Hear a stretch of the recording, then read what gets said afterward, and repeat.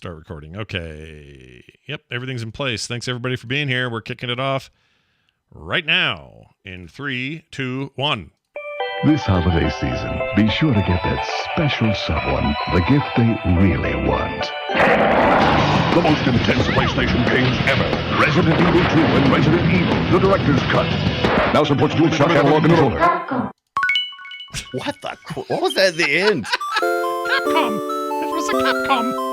Oh, Capcom.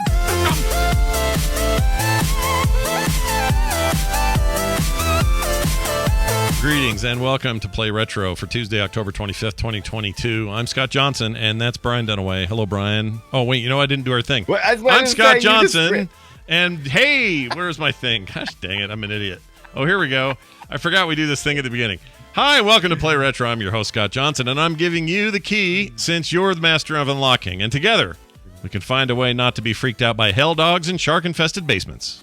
Yes, I'm the other host, Brian Dunaway, and there is nothing to fear but fear itself, and perhaps this 1990s era full motion video and dialogue, and shit-inducing, window-shattering Cerebus hounds, and that one monster with the slurpy tongue, and oh yeah, zombie grabby hands, and well, you know what? Everything, okay? Nothing to fear, but all everything. Of it. Yeah, don't fear any of it, but all may of have been it. a little bit premature on the whole nothing to fear.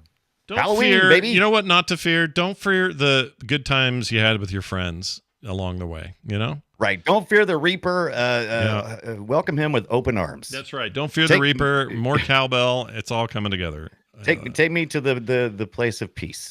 Thank you. The Paradise City. I've heard the grass is green and the girls are pretty there. So let's do it. They are. Hey, we're back, everybody. You wouldn't believe it, but Halloween's flinging toward us at an incredible speed. It'll be here Tuesday, and so we have managed to squeeze one more Halloween-themed edition of Play Retro in today, and I'm very excited about it.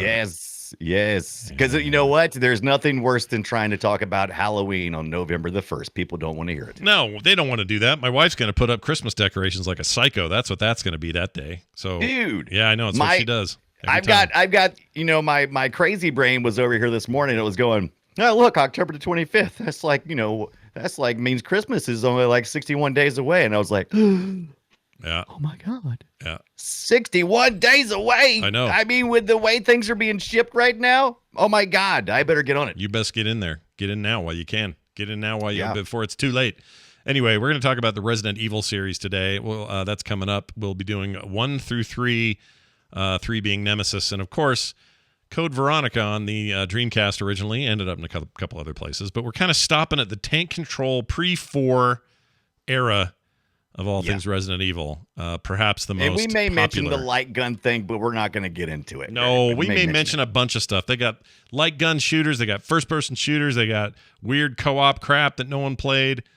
Resident Evil's a storied thing. 5 is okay, 6 is horrendous, 7 is amazing, but a totally different kind of game. 8 is pretty incredible, but again, very different. More of a throwback to 4. Like, it's kind of all over the place these days as a modern series. But we're talking about them old days, baby, when I walked into a library and all I could see was the top of my head and I didn't know it was around the corner and maybe that door would open, but it'd be a nice slow motion, crappy transition thing so the old PlayStation could load a scene. Anyway, that's all coming up. Before we talk about it, though, I got my cheapo dock. I meant to bring it. Did I bring it? Hey, cheapo dock. Oh, I got mine, but it's all plugged in. I'll show you the box when we talk about mine. I don't even have my box handy. But yeah, I picked up, so Brian and I both got docks this week. I picked up a $30 one on Amazon. I'll share it. It's a Steam Deck dock, right? Steam Deck dock. It's made for the Steam Deck, but it's some third party, it's not the official Valve one that you got. Right. And it cost me less than $30, I want to say, maybe a little more with tax. And it's exactly what they say it is, and it does exactly what you think it would do. The only difference here is this does not have an RJ45 connection, aka, there's no internet network wired cable hole in it. So you're still doing everything Wi-Fi, which is fine with me because I don't really actually care. Really, the dock's main purpose for me, well, it's kind of twofold. One is it's a good place to just set the thing.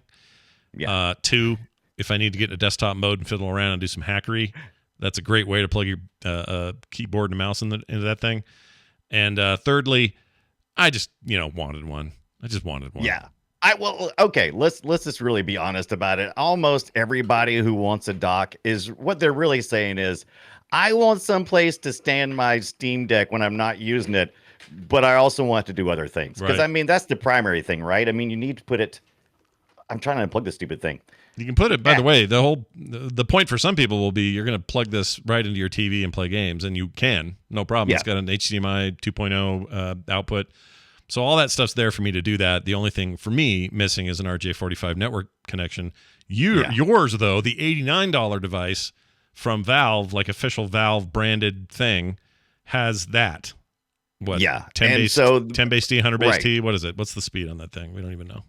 It's a gig. It's a gig on the it's network. gigabit. It's All a gig. Right. Nice. Yeah, it's gigabit. So that's going to be. You're right. So most people are probably buying the dock for a place to put their their little Steam Deck, and they're also wanting to be able to plug into a large TV so they can play, and that's probably about it.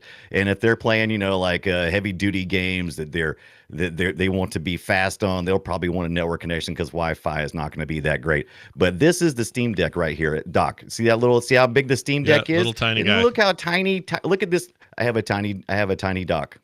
Yeah, I heard what you meant there. I knew what you meant. I have a very tiny dock. I don't understand why. This is the one thing. Okay, so I'm going to tell you about all the things I love, but I'm going to tell you the one thing I hate. Right.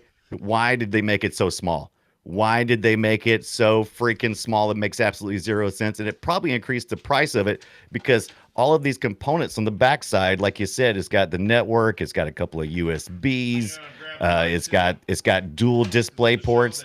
All those components get more expensive the smaller you get. So why in the HE double hockey sticks are they charging $89 for a dock that should have been designed to be much larger? I mean, because what's the point? Why does it need to be small? Why does it need to be that small? I don't feel like it needs to be larger. I just think it needs to be less expensive. I think they're just overpriced. The way to make that less expensive is to go to buy components. The smaller you go with components, of course, the more you have to worry about a lot of different things. And if you just make it a little bit bigger, I just don't understand it. That doesn't make any sense to me because it's at $89.99, and this is the problem that most people have with this dock. Is they're like, wait a minute, I want a dock, I want to be able to put it somewhere cool, and I want to be able to plug it into my TV, and I want to have a network connection. That's mostly what everybody wants. And there's other things too, but they're like going, no, I don't want to pay $89 for that. That's ridiculous. Yeah, here's my $30 one. Look at this, about the same size. I don't have my Steam Deck here. Yeah, I'll just show it in there. But you expect that for $30. Yeah, I mean you kind of do. But again, 3 USB ports, HDMI, and then of course the charger / well, I guess it is just charger. It's the USB-C, and then you got the little dongle bit, which also comes with the official one, right? That goes up top and connects to the thing. That's where you're getting all your data and your throughput. It doesn't charge just by plugging it in. People should know this. You got to go on top. So it's not like that. That's what we're comparing thing to, right? The Switch dock. We've compared this to the Switch. It's a no-brainer. And if I had been like in the room, I'd have been like, hey, we're trying to emulate what the Switch has. Why in the hell are we making this thing so small? Yeah. And then doing what the Ambernick does, which is not nearly as a popular device. All these other mobile devices that are retro games and stuff, they all have the USB on top. Oh. So why in the heck would you do that? Why would you not just follow Nintendo's lead? Because I'm gonna throw a little water on your hot idea there. Okay? Give it to me. Here you go. I hate that the USB-C charge connector / data connector thing is on the bottom of the Switch, and I'll tell you why. Okay. When you're plugged in just to play, not if it's in the dock, but you're just like sitting on a couch and your battery's low and you're like, I need to plug this thing in.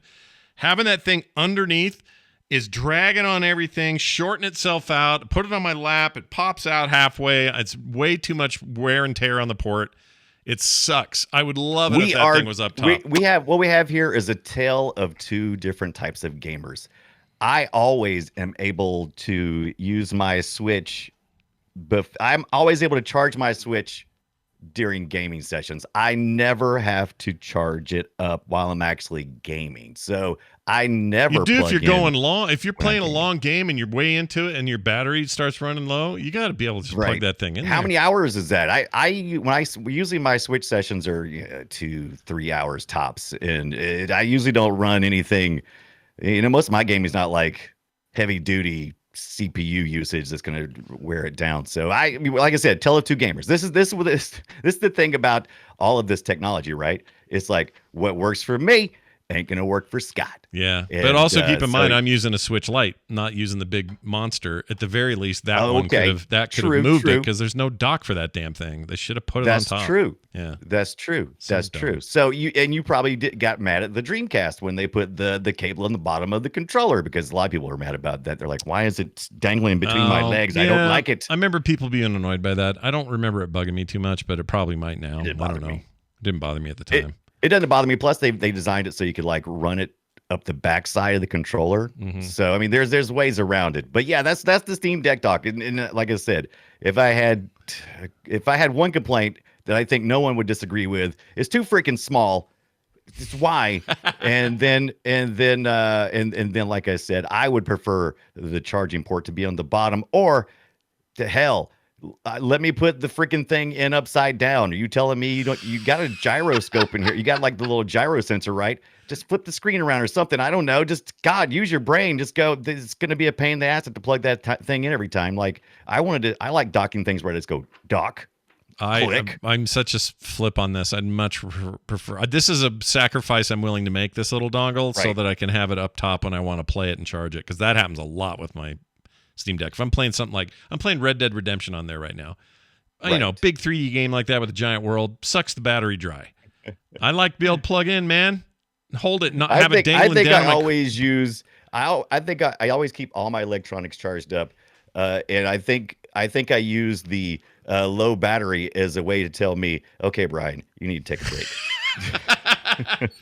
Well, for me, an hour of battery is not enough. I need, because that's what I'll get on these big 3D intensive games. You're playing retro games, you're fine. True. No big deal. Retro games are going to do what they do. But in this particular case, I feel like I'm running low. By the way, really great. Did I talk about this last week? There's a setting. It's relatively new on the Steam Deck.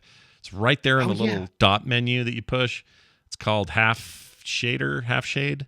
Yeah. That was a new thing they just did. I highly recommend turning that on, especially for 2D games, because they don't matter, and the thing will like give you a ton more battery life. But basically, it's just rendering half the pixels, but it does it in a way that you just can't tell. It's impossible for me to tell the difference. And in truth, most 3D games I've tried it with are also pretty close to impossible to tell the difference. A few do, and I can tell, but a lot of them that just doesn't matter. So save yourself some battery, turn that damn thing on, and you can do it in real time. You don't have to go reboot anything or exit the game or anything. You can just do it in the overlay, bim, bam, boom. If it works, great. If it doesn't, turn it off. It's great. I freaking love it. What's it called? Half shade, half pixel? Keepa says, okay, so I think Keepa was the one who told me last night that on stream that new software was out, because I didn't realize it. I didn't get my Steam Deck till a couple of weeks ago. And so I didn't get a chance to put Emu Deck on there until like last week, beginning of last week or something. Yeah. And so, but then there was an update immediately. And I didn't realize that. I didn't realize it was a whole, but I did notice. I was like the second day I used it, I was like, what is going on? Everything is different than the first day I used it. Yeah. And I didn't realize it had updated, and it was a whole bunch of stuff. Yeah, they had a big update here recently, which I really liked, thought it was good. So. But how stable is your dock? Because mine's pretty stable. I was worried that I might accidentally put it too far to one side. I think fall over. Mine's might be a little bigger than yours. I'm not sure. Hold yours up. Right. Again, do you have it handy? I've already plugged it in. Oh, don't worry about it. It back in. I think this is a wider base. But I don't have any. It's got these like rubber things here. It just stays. It's not a big deal. Yeah, it's pretty stable. It does pretty good. I was kind of shocked. In the box comes, it's a little bitty tiny. It says connect your dock. It's a little bitty. Deck, baby. Connect your deck, baby. Yep, it's cool. I just don't think they need to be $89. I don't have a problem with size. I don't think size equals value. But I don't think anybody wants them to be $89. I was fine with it. I should have pulled out my other dock that I have. I just don't think size. I don't think size equals value, though. I don't think that has anything to do with it. Right. Because you're just talking about the same components, maybe a little extra plastic. It's not like you're getting like for $89 it should be huge. I don't think so. I think it should just be whatever it is. Oh no, I wasn't saying it should be huge so that no, I'm not thinking like it should be $89 because it shouldn't be huge because $89. I think that you could make it cheaper. I think you could make the dock cheaper if you went if you went larger, because then you could space your components out. You wouldn't have to worry about heat dissipation, and you could get larger components that probably is maybe a little bit older technology, but not quite as expensive. In order to get it as small as they made it, they're probably getting the latest and greatest cutting edge everything. And I'm just like, no, don't do that. It's just a dock. Let's not cutting edge this shit. I bet if you opened it, I bet if we tore both of these open, it'd be like the same shit, and you'll be even madder because you paid more money for less stuff. That's what I'm thinking. Right. I'm sure the chips would be labeled differently, but yeah, I there's a truth to quality of the chip, where the chip is cut from when they're manufacturing. So I mean, I'm sure that they probably have higher quality chips in this Steam. Well, they sure as hell better for that price, Yeah, but I mean, really, like if the next one down is the next one down that you can find on Amazon, this closer to this one, doesn't have the dual display out. No. And so it's $50. Yeah. And I'm like, at $50, I mean, what's another $39 to get dual display out and get direct Steam support and everything else? I'm like, wait, you say dual display? What do you mean? Like right? It's got a display port and an HDMI port, so I can I can shoot one to my capture card and one to my monitor, so that I can have a zero lag. So it supports real time dual display. At the same time. I didn't realize that. That's pretty good. Yeah, but once again, that's my use case. You may not have a need for that. You may only have a need to plug it into a TV. I don't have any need for that, but I get why you would, and also why that you know what? I'm going to go ahead and argue that's why it's more expensive. That and the network connection, those are the reasons. Because otherwise, I've got $30 worth of a Steam Deck here, or a Steam Dock. Rather, that's about what this is. $30 worth of what you got. I just got this like lower end model, and it's for what I need. Totally fine. I might get that just to keep it next to the bed. Yeah, see? So I can plug it in when I'm next to the bed. It's that way, because that's where I usually keep it at night. And I'm not going to get up and come in here and put it in my office and charge it up. So hell no. That's what I do. I have it next to the bed all the time, which is a problem. Yeah. That thing is an insomniac machine. Gosh dang it. It really is, because you got all kinds of gaming at your fingertips. It's killing me. In fact, I'll tell you another quick thing about what I played this week. Okay. I discovered, somebody told me, I was looking for a good wrestling game. Don't even know why. Yeah. There's been a drought of good wrestling games for a long time. Yeah. And somebody out there said, Scott, play WWF Royal Rumble for the Genesis. It was awesome, and it was exclusive.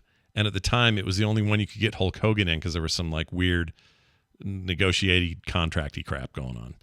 Right. And even though he's a giant douchebag now, whatever, that's not the point. The point is, I wanted to play a good wrestling game, and I'm happy to play it if it's old. I don't care. So I tried it. WWF Royal Rumble is great. It's a great wrestling game. It looks great. It plays great. It actually, I don't know what they did there, but for a Genesis game, it was surprising how much animation there is in this game. Like people move in this thing. Something. Like look at this. There you go, Chad. Look at this move. Look at this. Papa Shango. Yeah, I don't know who this Oh man, look how much animation is going on. I know. It's like ridiculous amounts of animation. I'm not used to this from a Genesis cart. So it impressed the hell out of me. And guess what? It's freaking fun. I still suck at it, but I'm breaking things over heads, chucking people out of rings.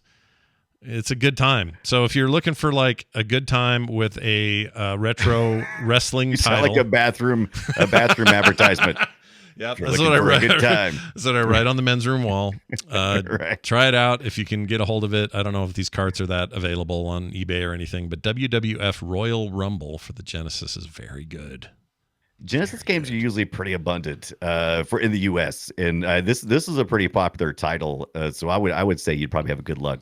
I was looking around. There were some like top 10 Genesis sports titles. This was always in that list. So nicely. They always overproduce these things. And look at that. Just look at your. Look at that. I'm not going to talk about it for very long. I just want to mention it because there was a whole discussion that we had on Twitter. I dug through and found my Steam controller Yeah, that one that some people hate and some people love. It's garbage. And wow, I heard all kinds of love this week. So thank you guys for love. I really did. I was surprised. No, other than Scott going, that controller sucks. Everybody else was like, I love mine. I do this, I do that. And once again, it's one of those use case things. It's like, oh, if you do this and this, then it's kind of cool. Scott goes, it ain't got no right thumbstick. F it. Yeah, and that's it. That's all it is. That's my only problem. Look, if you come to me and say, Scott, I'll fight you in whatever video game head to head with the Steam controller versus you and your 2 sticks, I'll beat the crap out of you with my 2 sticks. There's just no. You could be unless we're playing a 1-stick game. But even then, I think I've got you. That stick's not very good. The throw on it kind of sucks. I mean, what's on the Steam Deck is great. No complaints there. All those buttons work great for me. I'd be afraid to go against somebody who loved the Steam Deck controller, because I'm telling you, I think in the right hands, with enough practice, I think that person would have an obsession that would probably freaking blow your mind. Now, not me, because I have many controllers and I don't have that much practice in this. And I'm with you. There's a lot of things I'm like, oh, I just don't have the time for the learning curve for this thing. But I feel like the obsessed probably could kick your ass. I got a new controller now. I don't know where I set it.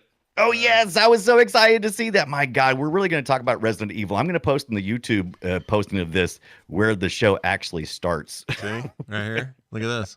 So it's a Series X controller sent to me via the people that make the game Scorn, which I played a bunch of. I'm so jealous of this. Or on stream, rather. It's pretty great. My favorite part might be the box, because this is, at the end of the day, it's just a printed controller, so it's not like, there's nothing. The controller's not doing anything any more than my other controllers do, except look cool. Yeah. But the box it comes in is like a big chest cavity that you open up, and inside is this nasty controller in the center of it. So it's pretty good. Scorn is like that Xbox Game Pass game with Geiger's work on it. Is that kind of what? It's not kind of like, it's not actual Geiger, but it looks like Geiger a lot. Inspired by, right? Definitely. Giger, it looks like Geiger. It looks like H.R. Giger, which I found out by watching a documentary is how you really say his name. But I watched Giger, or no, it's like Giger. I've said this before. Giger, Barker, and I always forget the movie guy's name who made The Fly and the Existenz and all that. The body horror guy. Can't think of the body horror guy. What's his name? Oh, geez, that director. Anyway, it's like talking about the director. Yeah. Oh, that's oh my God! Now you got me. Cronenberg. David Cronenberg. Tally got it. Yeah, Cronenberg. Yeah. I thought you were talking about the visual person. No. Those three people came together and made a baby, and it's Scorn. It's disgusting. Yeah, it's gross. Exactly as ugly as you would think it would be. The game is gross, but the controller's badass. Even though I'm really not sure what part of the human I like it. It's like it looks like kind of like it's got like muscle tissue kind of running across it, and it's kind of a beige or brownish color. It looks really sweet. Yeah, it's like it's a Cenobite basically walking in the room. Cenobite. Going, did you solve the puzzle cube? Oh, it's perfect. That is definitely going to be the YouTube thumbnail this week. It's got to be. Can't wait for that. I already did it on TMS. I don't know if they'll let me do it twice. Oh, did you? Dadgummit. Well, you do what you do. You do what All you right, do. we are going to talk about the stuff at hand now. That is to say Resident Evil. Here we go. Shall we play a game? We sure will. Let's talk about Resident Evil, the 1996 survival horror game made by and published by Capcom. This was originally for the PlayStation 1 back in the day. It is the first title in Capcom's Resident Evil franchise.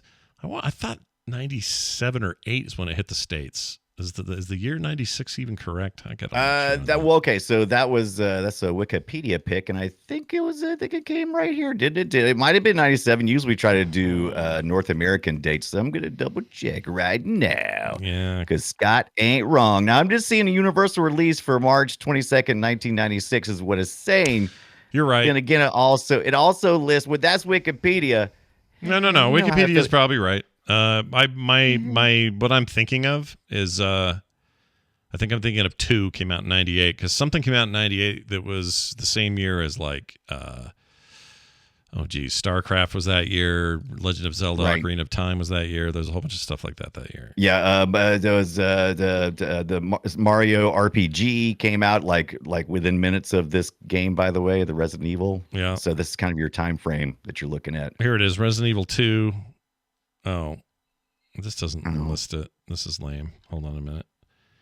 2. Here we go. 98. Yep, I was right. Okay, so 98 is the one I always get that confused. Anyway, 96 is when it happened. And I know this for a whole ton of reasons. This happened to be a game that came out at a very crucial juncture in my life in terms of where I was, who I was hanging out with, just kind of what was going on. And I just have nothing but fond feelings for RE1 and my buddy Andrew and I staying up playing this game way too late while our wives were grumpy. And they had just had like babies, so we had little tiny our first babies, and so while they're upstairs, doing breast milk and whatnot, me and Andrew are downstairs trying to doing breast milk.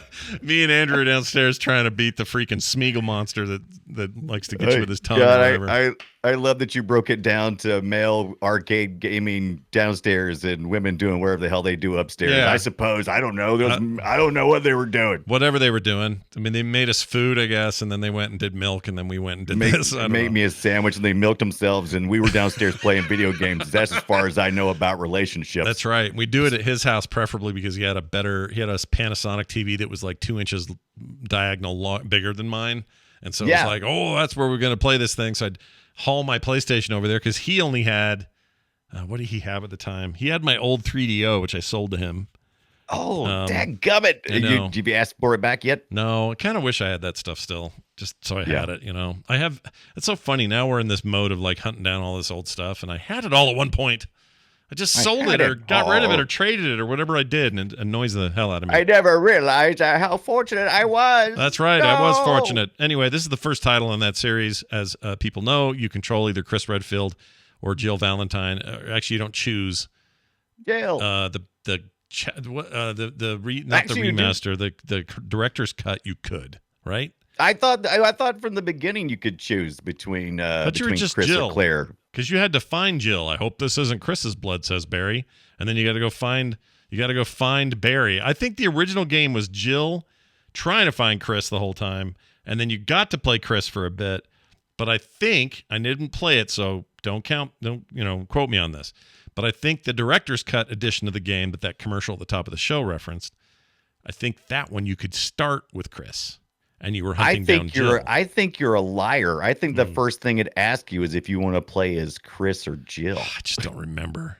I don't remember. You're not a liar. But okay, so this is one of the problems we're going to have this week. I'm just giving Scott a hard time because, oh my God, there are so many variations, so many ports, so much stuff that's come along.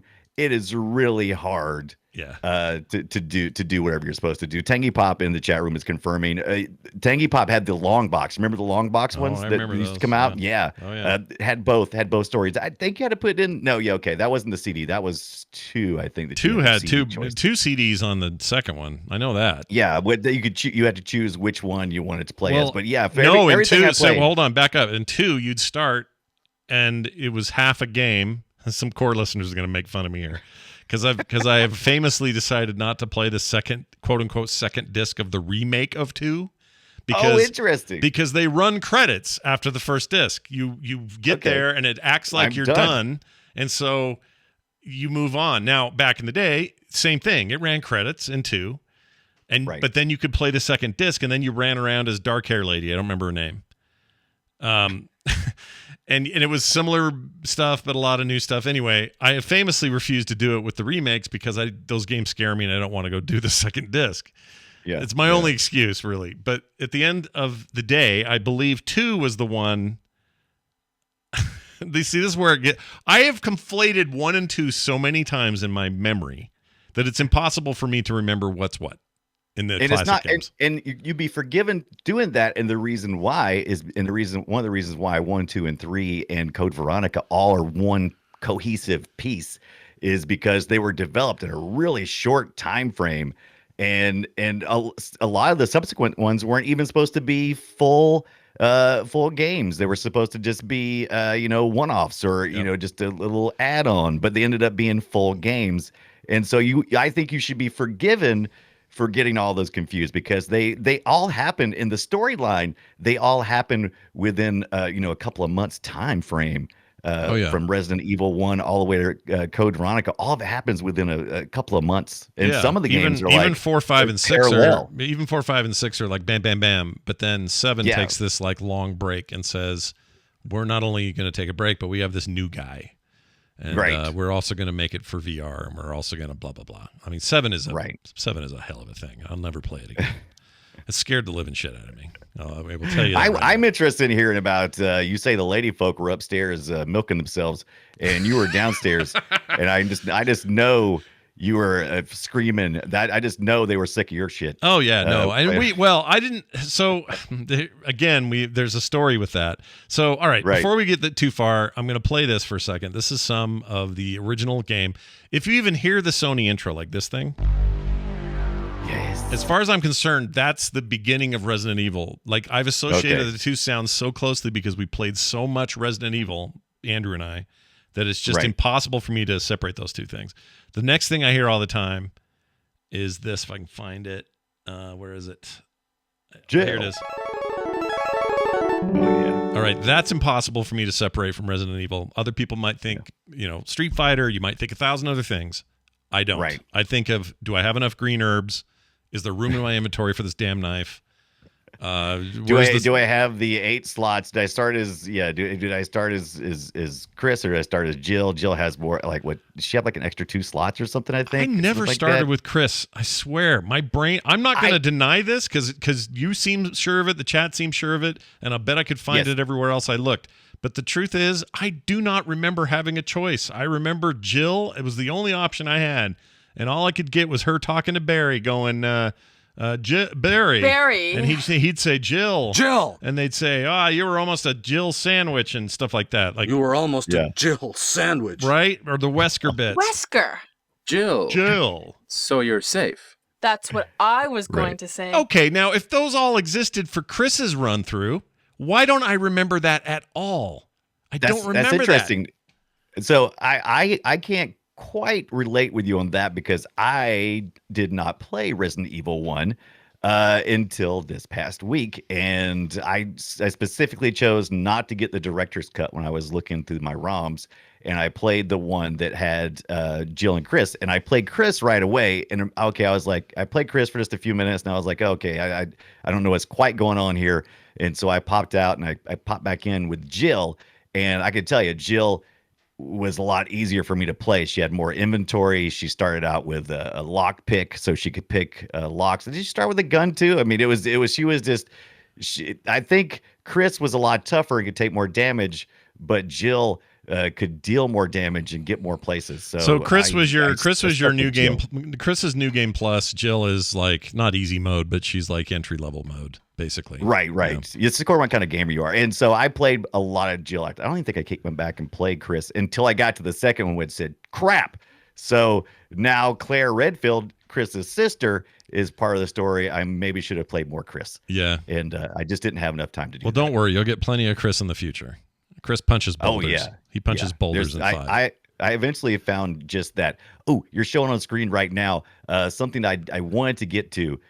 This game, Resident Evil, is based on a continuation of the story of Sweet Home for the Famicom 1989. We never got in the U.S., which was also a movie about some filmmakers going through a house, a mansion, looking for paintings. Yeah, and the house was haunted, and so here we are. You got to figure out this puzzle right now that Jill is looking at. She's looking at paintings. And I think she's got to label them or something. And if you don't get the right order, those crows come down and get you, which is kind of a big old homage. I think they peck you to death. Yeah, it's my memory. Right, they try to peck you to death, and you can run out of the room. I think that's the only thing you can really do at that point. But I was wanting. There's one point you can go out to like a balcony, and I don't know, maybe you still die out there. I have really flippy memories of this zone here, but I remember it being creepy as hell, and I hated it. I didn't like being there. Yeah. but okay, so this brings me back to the whole thing. You watch me do a horror game these days, and I scream like a girl. Okay, you know what? I won't say scream like a girl. Scream like a child. Girls don't scream like the 50-plus-year-old man who's never faced a demon dog. Yeah, for whatever reason. Nowadays, if you see me do that, well, I can tell you the reason. Here's the reason. and it wasn't Resident Evil that did it. When I was playing Resident Evil, it was with a friend. We had fun. We laughed. I was never freaked out like that. Where I got freaked out was my solo play of Silent Hill. That's what got me. Silent Hill rocked my universe and terrified me all the way down to my bones. And since then, scary video games and I have a very mixed relationship. Resident Evil wasn't a problem. It was fine. That's interesting because a little backstory here. I never played Alone in the Dark. I never played anything other than just a little bit of Resident Evil 3 Nemesis, only because I saw the movie and I was like, what does all this stuff mean? I tried to jump into play and I was like, I don't understand this because it was one of my first experience with tank controls. Yeah. And I was like, yeah, I don't like this. And so I kind of cooled off for a little bit. Nobody liked that. No, tank controls sucked. I will say I didn't play it until 6 came out, and I was like, oh, let me give it another try. And I didn't like how that controlled either. And so I was like, you know what? Maybe Resident Evil is not for me. But then 3 weeks ago, we hit Alone in the Dark, and I finally got my first, okay, Brian, suck it up, learn how to tank control. And once I did that, now I've got this sudden fire in me to play all these Resident Evil games because now it works for me. Yeah. I hated tank controls. I'm still not convinced that, if you ask me, do you want to play this or this? And I wouldn't go, well, I don't want to play tank control game. But I would say that now that I've acclimated myself to tank controls, I'm ready to go play all the tank control games. They're ready to, there's a reason that's gone, but I think that's good from a retro perspective to want to go back and play them. Yeah. Yeah. You'd so rather... Silent Hill was it. I never played Silent Hill just because I was like, oh, that's just more of that same bullshit.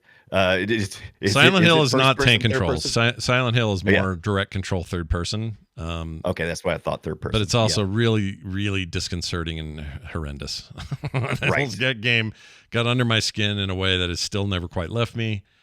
And for whatever reason, Resident Evil felt more like kind of the arcade thing. That is until later. Once Resident Evil and my relationship with that happened, all future Resident Evil games, I had a hard time. Like, I didn't finish 3 Nemesis back in the day. I beat it since in the remake, but it's because I had John on stream with me. But I didn't beat the original because of that same reason. I didn't beat 4 for the same reason. I didn't even play 5 or 6. The next one I would play is 7, which came out in 2017. Right. And that is the scariest effing thing in the history of ever. But again, I had somebody there streaming it with me. So this just real mixed, experience. Because back in these days, 96, 97, 98, none of this was scary to me at all. It was just like, whoa, dude, zombies, get them, dogs. All right, cool. Like, I just didn't think of it that way. Did you get any of the jump scares? I think it's probably a little bit tougher if you're playing with a friend or something to really. I think if you have your TV cranked up and you're playing the Resident Evil, spoilers if you're not wanting to hear this, but there's the scene in the first one where you're going down a hall, and that's when those hellhounds, this Cerberus hounds, come busting through the window, and that scared the Jesus. Oh no, that'll scare you. Even now, even at this late in age, as many jump scares have I experienced throughout my life, that still got me. Yeah, even in that hallway, when you've been in that hallway 50 times, you still do it, and you're still not ready for it. I agree. Yeah, it's all about those fixed cameras that directly inspired. The developer said as much about this being directly inspired by Alone in the Dark. I really didn't jump too much in any of those things. I was creeped out, but man, they took it to the next level with this Resident Evil 1, with the making great use of the jump scares, using the suspense that comes from opening doors real slowly, and oh my God, walking up and down steps. It's like looking at that carpet from the freaking The Shining. That carpet is like shining carpets. If you ever watched the horror movie The Shining, that's what that is. And then you have to look at that as you slowly walk down or up a flight of stairs, and your character's going. And you're just waiting for a zombie just to go. Rah! I know. Limiting the camera view was a brilliant way to do the game, and it really worked in terms of creating that suspense.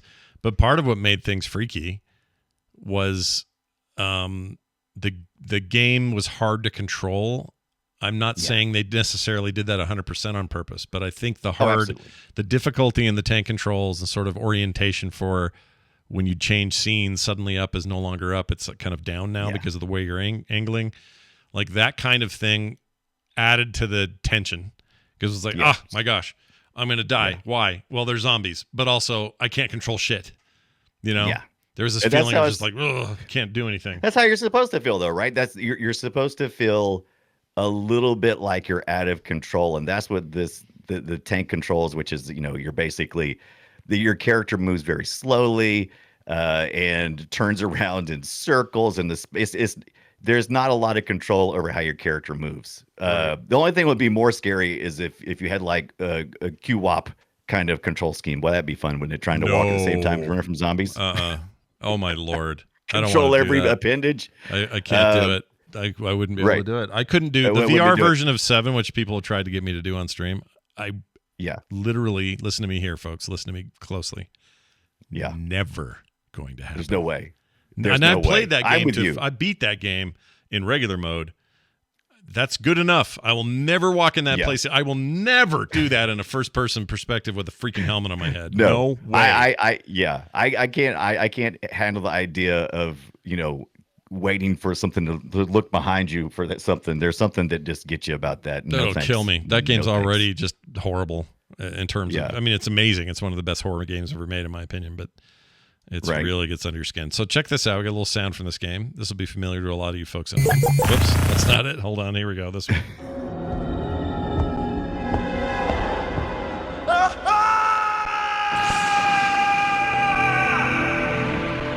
Full motion video, little intro there.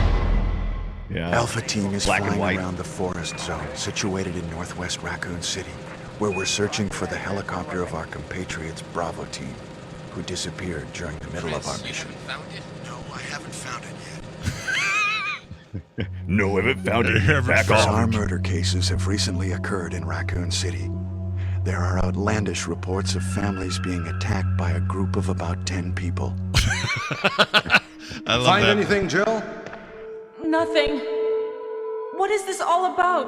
I can't figure it out at all. Okay, real quick before I finish this is one of my favorite conversations in video gaming.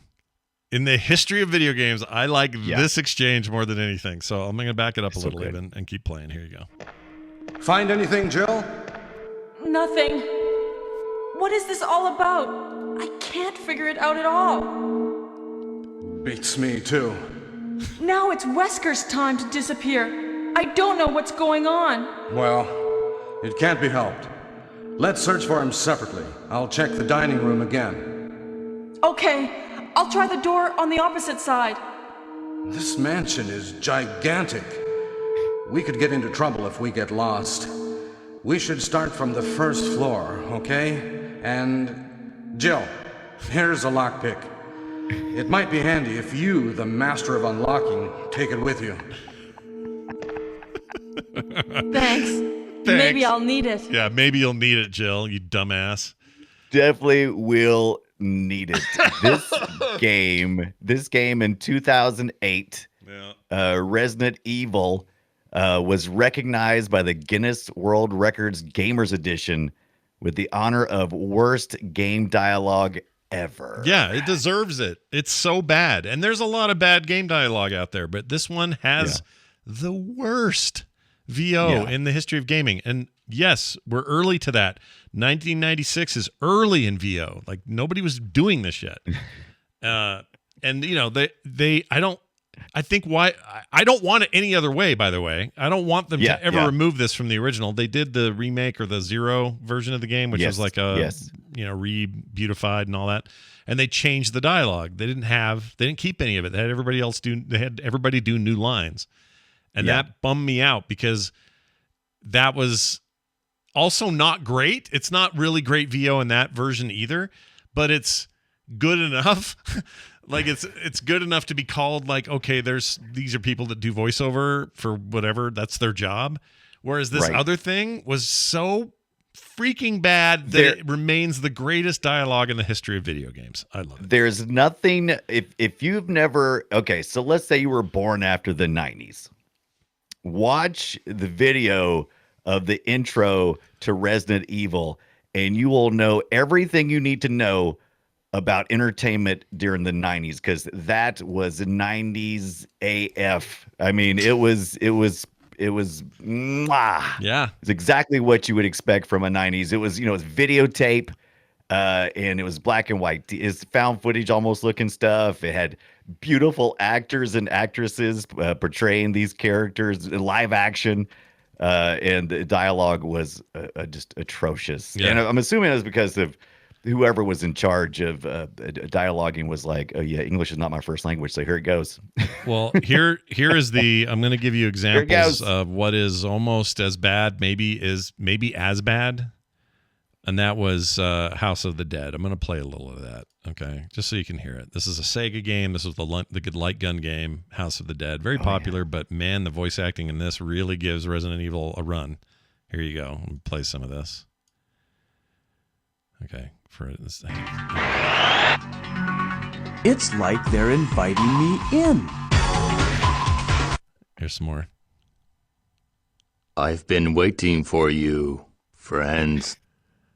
Goldman! Do you know what you're doing? I'm fully aware of what I'm doing. Can't you see? Man committed a sin, disturbing the life cycle of nature. The original sin that man is responsible to protect the life cycle. I have made a creature to rule over man. I want all of it. We're going to get to it. This is the final battle. What's the final? Show yourself. Our new ruler, the Emperor. It's so bad, man. It's so bad.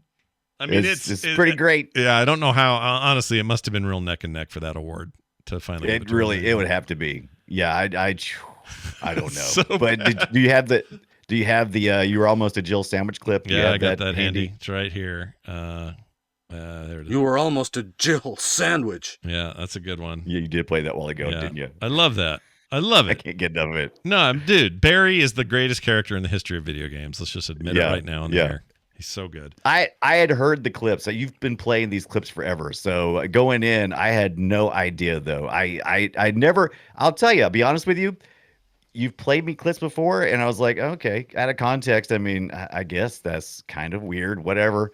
But actually seeing it in context, it gets way weirder. Yeah. And I was almost a Jill sandwich. I got to that part where I was almost a Jill sandwich, and when he said it, I almost died. Yeah. But you made it in the end. It was fantastic. You made it. I did make it. But Okay. how do you feel about the puzzles in the first? Well, Resident Evil? let's talk about that because we haven't really talked about the gameplay, actual mechanics of the game. I think the puzzles are pretty good. They were Myst-like, some of them in their kind of quality or whatever. I thought it was the game intentionally was, and they still do this with new Resident Evil iterations. The inventory sucks on purpose. It's like very limited. You can hardly fit anything in there, so you got to be smart. It's like, well, do I combine these two herbs and have a better herb so I've got room for this pistol I just found, or do I not worry about that pistol because the one I've got's better? Or, like you have to make these inventory decisions all the time. Most famously, 4 had a real bummer of an inventory system. It was like playing Tetris, basically. But they've all done it, and they reveled in it. So there's some puzzling right there, like just dealing with the freaking damn inventory. But the environment and the world, and like I've got a medallion. Where does this medallion go? Well, I don't know yet, so I better make room in my inventory for it, even though there's no room for anything. And then you find where it goes. Oh, I can place it. But now I can go back to the room and get those 3 freaking healing herbs that I left because I couldn't fit them in my inventory before. So there's a lot of backtracking in these games, even though it didn't feel like you weren't forced to backtrack as often as you might think, but you felt like you had to go get things you left. Yes. And it was hard to find them. Nothing. This is video games before stuff would glow or blink and tell you missed it. You get it or you didn't. You just didn't. You either had it or you didn't. Your friend knew about it or he didn't. That was the way of it. And then the save system, my gosh, dude. You had to collect typewriter ribbons, and then typewriter rooms are scattered all over the place, but they weren't that frequent. They were kind of hard to find. And when you found one, you could save. So saving was double hard because on the one hand, they were limited numbers of places you could save, right? Like the rooms were not every 5 feet. You had to find them and then get to them and then survive distances between them to even get to them.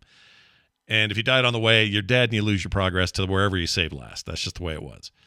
Then if you did find one, you still had to decide whether you were going to save or not, because you had to decide, like Elaine Bennis, if someone's sponge worthy, or in this case, are you worthy of one of my tightly held, very hard to get, extremely rare freaking typewriter ribbons? Yeah, and there was no. I think part 2 introduced like crates and stuff where you could keep extra inventory, but this one, you just had to leave it there, right? You just had to come back for it later, or you had to use it. I mean, you could get locked into something, right? You couldn't really like drop something. Yeah, you get in some trouble here with that pain to the inventory. Yeah, you would absolutely do that. And there were times where you'd say, well, maybe I don't save now. I'll save my ribbons because I'm running out. I got one left. I'll save these ribbons till the next save point or the one after that. And if you didn't play your cards right or died on the way, right? Oh my gosh, it was capital frustrating. But again, it's 1996. We don't know the quality of life stuff yet. We're not thinking about those things yet. We're just kind of like in this new 3D space everyone's trying to figure out. Nobody knows how to do VO. Everything about the game's a little bit obscure and weird, and they make it difficult for you to decide if you're even going to save your damn progress. And I remember our PlayStation locked up on us once. I know. Oh, no. Between a big run that Andrew and I had done. Do you remember? Well, maybe you didn't get this far, but there's a whole sequence in that game where an entire laboratory basement is full of water and there are sharks in there. Okay, yeah. I didn't play this part, but I did watch some clips. People really talked about this one. Yeah, and the goal was you had to drain the place, and then the sharks would be useless because they'd just be flopping on the ground. Right. And I remember us banging our heads against the wall trying to figure that out and not get eaten by sharks. We finally did it.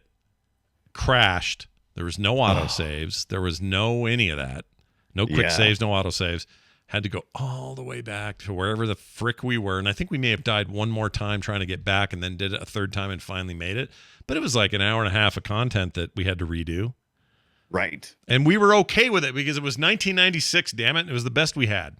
It was the best we had. We had a spinning disc and our PlayStation, which was designed with a non-floating point processor, right? So I mean, everything was jiggling and jumping around and wobbling. It was awesome time. Yeah, it was an awesome time to be alive. You're not kidding. Someone in the chat says we need to check out Last Alert boss dialogue, which I'd never heard of. This is a TurboGrafx 16 Last game. Alert. I know Red Alert. What is Last Alert? It looks like a Rambo ripoff. I'm going to play some of the dialogue. Oh, nice. Let's see if this is as bad as they say. Guy Kazama, if you don't want the hostage killed, you should keep quiet. Guy, the stealth bomber is in the back of this factory. Okay, Spartan, hang in there just a while longer. Let Barney Gumble in. Oh, I see there's a welcoming committee out for me. Is this real? Fool, Allman's already been taken away. Well, then all I need to do is let you tell me where he is. President Allman, it's nice to see you're safe. Thank you. I'm glad to see you made it safely. Oh, my Lord, dude. I'm going to do different voices. Sometimes I'm going to do them nasally. Oh, man. I didn't know. You know what? I'm going to say two things right there. That's very bad dialogue. You're not wrong. Yeah. But also, that TurboGrafx 16 chip is all right. Oh, was that a CD? Yeah, it was a CD game. Never mind. It's a CD game. Doesn't count. Okay. Yeah, that's cheating. Anyway, that's pretty bad. Thank you. Loved it though. I'm gonna have to go cap some of that. That's really good. All right, let's. Hey, you want to hear what computer and video games of October 1997 thought about this hot new property known as Resident Evil? Of course. What'd they say? Well, they didn't have anything to say about the PlayStation version. This is actually the 97 version that made it to the Saturn. So the Saturn version matches its Sony brother for graphics, playability, and the general poo your pants appeal you get while playing. Wow. Cool. Wow. the poo your pants appeal. Yeah. That's the kind of journalism you got in 1997 in the computer and video games magazine. There you go. Poo your pants appeal. They also had a Game Boy Color version of the game. I remember this. I didn't own it, but it was developed by software house HotGen. I hate that name. The Resident Evil Gaiden thing. Well, it says here it was supposed to be released 99 to early 2000. Then Capcom decided to cancel the project, citing the port was poor quality due to the Game Boy's limited hardware. This version contains every room cutscene and almost all the items that were present in the original game. Okay. In January 2012, an anonymous individual claimed to have an EEPROM cartridge of the GBC version of the game and requested $2,000 before he was willing to leak the playable ROM. The goal was met in February, and the ROM files containing an unfinished build of the game were subsequently leaked. I guess this is out there now, dude, if you wanted to play the Game Boy Color version. Nice little prototype. Now, there is a Resident Evil Gaiden from 2001. Is that the same thing, or is it something else? No, that's something separate. I think that was an official. There was supposed to be a Resident Evil that was supposed to be like a real port of the first one. I mean, they did do there was a DS port called Deadly Science or something, or Silence. Deadly Science. It is kind of Deadly Science as well. Anyway, it had dual screen display support, obviously. Interesting. The 180-degree turn introduced in Nemesis was added. I don't remember that game at all. I don't remember the DS game. That changed everything, by the way. That 180-degree turn for me, that changed everything for me. I love that. Yeah, for sure. It's pretty nuts. I don't know that I don't know that the original's ever going to get the remake status that 2, 3, 4 is now getting. I think that maybe those are. I don't think one has the depth of content that the others do for a full remake. You'd almost have to just make a new game with. Now, are you talking about the Resident Evil remake that made it to the GameCube? No, that one's fine. That's basically just a. I mean, it's more than an up-res, but it's still tank controls. It's still that game. Yeah. Whereas these other remakes are totally different. Like the 2 is the same kind of game as 1 in terms of control, tank control, and all of that. But the remake of 2 is a third person modern generation beautiful game with all the bells and whistles. Like it's got changes and tweaks and stuff. It's not the same game. So, and I'd like that. I prefer that. The same thing happened with the Final Fantasy VII thing that they made, the remake. Yeah. It's like a whole different game. It's not your turn-based, freaking JRPG anymore with garbage pixels from 1997.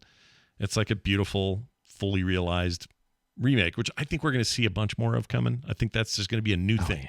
And I'm here for it, by the way. I'm here for it as well. Well, look, see, I told you before we started this episode, we haven't even got off the first Resident Evil. Yeah. So, man, can you imagine us trying to talk about the whole run of Resident Evil, switching over to third-person stuff with 4 and all that? Oh, my God. Yeah, we're going to get there eventually, but... Here's 2. I'll give you a little some fun with 2.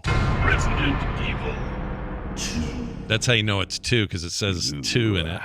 And that's what this game sounded like right here. A bizarre incident occurred in the outskirts of an American suburb called Raccoon City.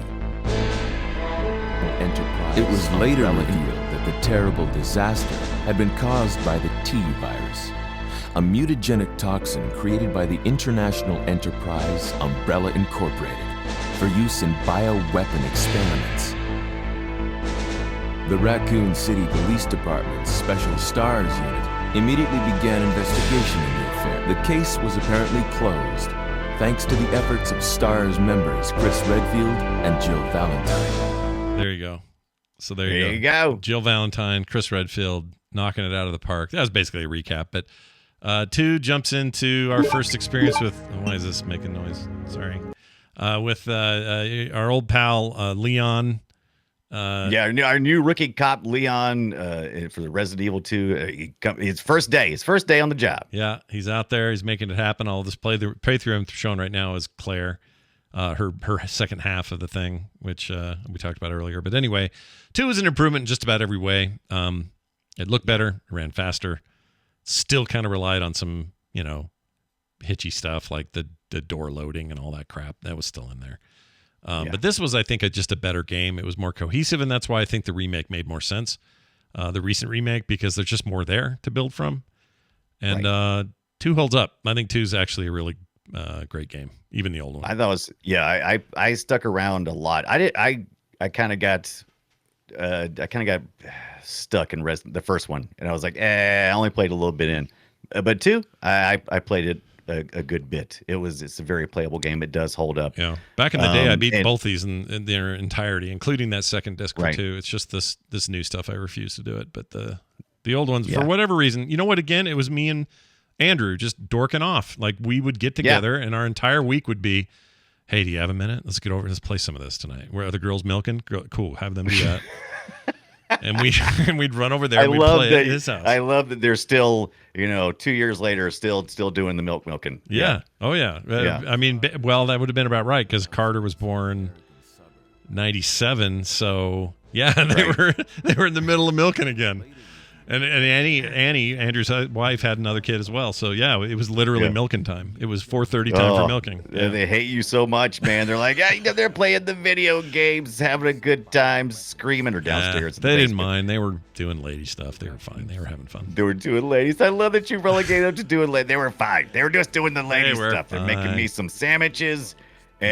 But yeah, this time we get to go to the Raccoon City proper, right? We're no longer in the outskirts of town, the mountains. Sort of. You spend 90% of your time in the police station, but yes, it's okay because even though it featured a ton of backtracking, it was really smart about why you had to backtrack. Yes, and it didn't feel cheap, like you were just dealing with a video game problem. It felt like you were playing a proper game. It was good. Yeah. And it was really fast too. I mean, it was much faster. I mean, the running it seemed to work. They finally got the buttons seemed to make more sense. I had much less trouble with this one, and backtracking didn't bother me at all. Actually, I thought it was kind of cool. Except every time I was like, oh my god, I got to watch the door open and close again. Come on. Yeah, it was a lot, but it was a refined experience, and I think that many people, if you look back at the classic REs, this is the one that gets the most love as a game. Right. But they also did, normal-ish dialogue for everybody. So gone are the terrible Resident Evil 1 voiceover work, which kind of bummed me out at the time. Right. I remember thinking, oh no, this is actually kind of like professional. I don't want that. I want shit dialogue. That's the thing. So Fujiwara, is that how you say his name? Takura Fujiwara. He's the sweet home guy. Made that. Yep. Then he did the Resident Evil 1, and he kind of saw Resident Evil 2 is the end. He's like, yeah, I don't want any more. This is good. Let's just wrap it up. But then they decided, the powers that be decided that they were going to bring in a kind of a Hollywood treatment for the script and deepen the story and make it a lot deeper, and deeper they did make it. And so you heard that the dialogue is passable. It feels like a Hollywood dialogue, right? Well, it's better than 1. Oh yeah, that wasn't hard. I'm not going to say, that's the thing. The standard was already pretty low, and I'm not going to say 2 had great voice work, but it was better. And 3, same thing. 3 wasn't great, but was better. They didn't really get nuts with voice for what's until 4. His name? Yeah. I can't stand old. What is his? Oh, I'm thinking about Code Veronica. I'm sorry. Oh, different character. Yeah, when she meets what's his name? I forget his name. He sounds Canadian, but Wesker, not punk. Wesker. Wesker's in that, isn't he? No, not Wesker. He's the punk when Claire first meets what's his name? Oh, yeah, he's annoying. God, he's annoying. What's his stupid name? Oh shoot, hold on. Annoying character butthole in Code Veronica. He's so annoying though. Where is this guy? Oh, Steve. I jumped all the way to Resident Evil Code Veronica. I apologize. It's Steve is his name. Here, I'm going to play some. Steve, that's it. Here's some Steve. Let's play a little Steve. She's shooting zombies at the moment. Code Veronica is a relatively I don't want to hear this guy talk. In the Hold on. His character. Okay. I don't care about all your commentary. I just want to hear the thing. The other video game. Okay, screw that guy. Nope. Let's try. He's going to talk it up. Let's try this. Let's try Steve, Code Veronica. Dialogue. Why is it? Oh, it's when he's the boss. All right, here we go. Another fake door. All right, we're in. There's what's her name? Listen to Steve walk. That's what's her beak. It's clear. Yeah, she's like, oh shit. Why did that door click? Run, Claire. Okay, then. Now she sees something. I played through this one. Steve? Oh, this is him. Oh, Claire.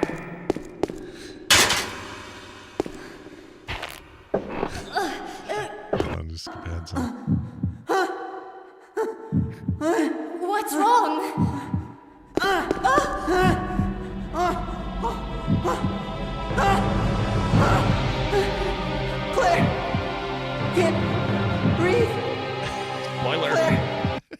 sucks. Spoiler. Steve That's sucks. not a good. Yeah, but anyway, Steve sucks. Yeah, I didn't mean to jump to there. We're still in Resident Evil 2. I apologize. Yeah, but he still sucks. In the It's zombie important. grabby arms. Yeah, that scared the crap out of me. It should have.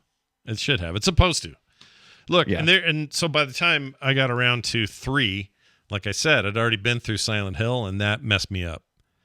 So by then I was like, I can't finish Nemesis, let alone Code Veronica. I got far enough, but I never finished it. So I don't even remember that Steve scene. I'm not sure I got that far, to be honest. I didn't find Code Veronica by that point.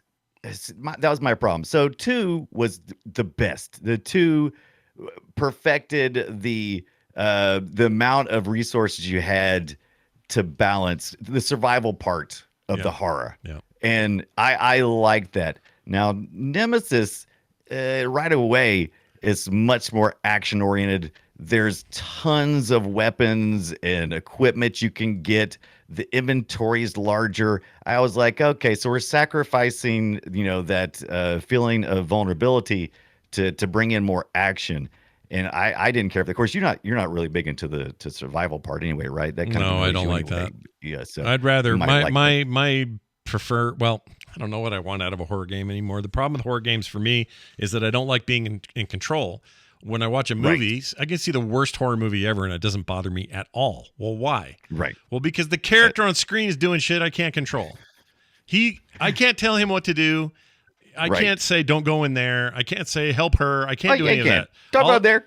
All I can do is sit there and watch them and watch them do their thing. In a video game, I am Claire Redfield. I am Chris. I am Barry or whoever I am, and I'm having to do all this stuff. And if I screw up, it's on me. That's the difference. Right. I hate it. Yes, you got the old I'm responsible. Oh, you're a father. That's where your fear is at. It's like, oh. Yeah, and it was about then that my kids came of age. These dumbasses. Yeah, when my kids were like 2, 3, 4 years old, that's when you start thinking about that stuff. Exactly. You're in charge of making sure they don't die every day. And I think there was something I really do think there's something to it. I definitely know there is, because I didn't really face any. Okay, so we all know we feel like we're invincible when we're teenagers because we don't have any responsibility. So what's the worst that could happen? Right. Yeah. But when you start having kids, that's when the real fear hits. Yeah. That's when you realize, oh shit, I'm responsible. Yeah. Yeah. These human beings are now yours to command. Right. And keep out of the fire. You got something to actually lose, and it gets much more intense. Yeah. Before all of that, it's just Jill, like no big deal. Yeah. But the minute the blood you starts laugh it flying, up. You get scared, and immediately after getting scared, you laugh it up. When you get to be old man, you're like, with kids, you're scared, and then you continue to be scared. That's right. That's how it works. All right, here is some Nemesis good times. Resident Evil. They didn't bother saying 3 because. It all began as an ordinary day in September, an ordinary day in Raccoon City. A city Hold on. Controlled by Umbrella. She said raccoon. That's right, Raccoon City. Let's try that again. Raccoon City. Oh, yeah. Whoops. Let's not do that. Let's play it again. An ordinary day in Raccoon City. A city controlled by Umbrella. No one dared to oppose them, and that lack of strength would ultimately lead to their destruction. I suppose they had to suffer the consequences of their actions, but there would be no forgiveness. If only they had had the courage to fight. Yeah, so there you go. Claire's Jill Valentine now. This is Jill again, right? Jill. Yeah, right. We're back to Jill. No, this is. Oh, are we in? We're on 3, right? We're on 3. So isn't that Jill? Yeah. That's how it goes. So you got a Jill sandwich, right? Right. We actually got a Claire sandwich. There's Jill, Claire. If you're playing the female characters, that's also what they took from Alone in the Dark. You have multiple characters to choose from when you play usually. So if you play as Jill, then you play Claire, then you play Jill again in Nemesis. Yeah. And then Claire again in Code Veronica. Yes. And then when that's done, you go to 4, it's back to Leon, and the sandwich is over. Right. You're done with sandwiches. Right, the sandwich is over. The sandwich is done. Yeah. But Jill decided to wear the most stupidest clothes for this entire game. And they fixed that, by the way. They fixed that. Right. The version I played allowed me to pick the Jill from this outfit from the first one. I played it. This was on the PlayStation, but I think I played this on which version did I play? I played on a later version. Anyway, it might have been the GameCube, I think is where I played this. And it allowed you to choose different costumes. So I didn't have to look at all that weirdo tube top, short skirt, high boots. With the Karen haircut, I got to go with the beret and the cool more military type outfit. Sure, her stuff in the new one, the remake, here recently, 2018, 2019, whatever it was. She's not so stupid in that. She's much better. Anyway, it was 3 was fine, but by then I'd ruined myself on these and I couldn't play through it. So I got a little ways in it because everybody was playing it. I'm like, I got to have this. Oh, and my buddy Andrew had moved, so we weren't. And so you had to milk at home. That's had to BS. Milk at home. Well, by then, let's see, we have milk. What year was this? This was 99. So we were done with milk for a bit. Nick would come the next year, right? And then we'd need milk again. But at this time. It was all dried up. It was hard. It was hard times at the Johnson house. That's right. It's My weird. Friend had moved away. Listen to this though. It's weird that Resident Evil 3 Nemesis came out the year like The Matrix came out. That just feels like 2 different decades. I don't know why. It does. It really does. 1999. We were worried about Y2K and the giant Nemesis who was going to. I did. So, like I said, there's a lot more action in this one, a lot more weapons, a lot less clothing for Jill, and then you got this Nemesis who has chased you around, this big giant freaking mutant thing, and that's the first time I'd come across this quick time event. And when I got to this game, which is I heard that this is the first place that we saw the quick time event, those quick choices. Yeah. I didn't research any further than that, but I know a couple of people I was listening to about this game had said that. Well, anyway, the first quick time events I ever played, I'm not saying they're the first ones ever, but the first ones for me were Dragon's Lair, which we talked about before on the show. Right. Yeah. And so, yeah. But I think that you got to make that's what I feel like too. But I guess like how we think of them now, where it's like, oh, you gotta choose something on screen. Yeah. And you had 2 choices. It was black and white, and you could choose to either stay and fight or to run. And of course, I always run. This guy's big. Oh yeah, don't stay and fight the Nemesis. He's a giant dick who'll kill you. You're gonna die. Yeah, F that guy. Die, fool. No, he's the worst, and I really hate him in the remake. Really hate him. I'm trying to remember the movies now because I've had. It's been many years since I've watched any of the Resident Evil movies, and wasn't he like? Wasn't he one of the characters that had been mutated or something? Because I don't know enough about the lore. I don't remember just know about the gameplay. I want to say maybe he was Wesker in the end. I don't remember. I probably so So those out there listening who are like huge into Resident Evil lore, we're not going to get into that this time around because I just don't have the depth. I only had a week. Had a week to study this stuff. Yeah. And I hadn't played most of them before. So, no one's going to, in the week that we had, we're not going to play 3 to its finish. And I don't remember in the remake what they said about him in the end. I'm just going about what I learned in the movies, and I can't even remember that. But I do remember her having a moment where she's like trying to talk to him, like talk him down or something. And I'm like, oh, so she knows him. Okay, did they use Nemesis in the movies? I didn't know that. Yeah, one of the movies. It might even have been Resident Evil Nemesis or something, probably. Because those movies were notoriously off script from the games. They just didn't. They didn't have any characters from the games. I think once in a while you'd have a reference or something, but it was rare. So if they had the Nemesis guy in there, I did not know that. That's news to me. Yeah, and we're starting to get heavier into the Umbrella story as well. They introduced it a little bit into. When they got that whole rewrite, but then here we kind of get a little bit deeper into what Umbrella is doing, and deeper still when we get into Resident Evil Code Veronica. But yeah, I just don't like a thing chasing me and hunting me. I don't like it. I actually thought that was kind of cool, but once again, like I said, I didn't. I think if I had longer to get immersed into it, I think I would really dig it. But I immediately was kind of turned off because I spent 2 days of limited places to put shit, and suddenly I've got tons of space. There's item boxes with tons of crap in it. I can craft my own bullets. Yeah. I'm putting, I'm still mixing herbs and stuff. There's tons of health spray. There's just tons of stuff. Yeah. And I was like, this isn't right. It's not right. By the way, I looked up QuickTime events, QTEs, as gamers sometimes call them. Yeah. The history of it's pretty interesting. We've covered a lot of this stuff. So a lot of people think it's Dragon's Lair. They might be right. But they were those examples like Road Blaster, Cliffhanger, and Dragon's Lair. They were all these pre-animated things, right? It was a little bit different than quick QTEs in a video game sense.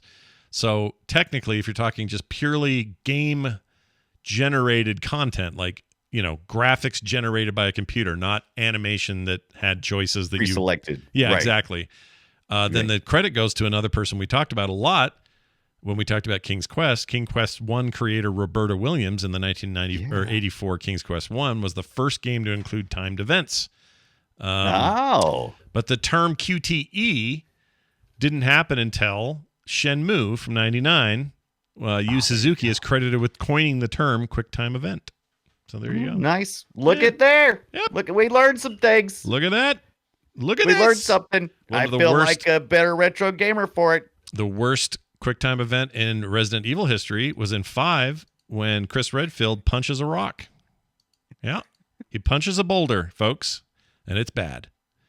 It is bad. Let's now move on to the game that I thought at the time was just like a revelation because it was so pretty by those days' standards.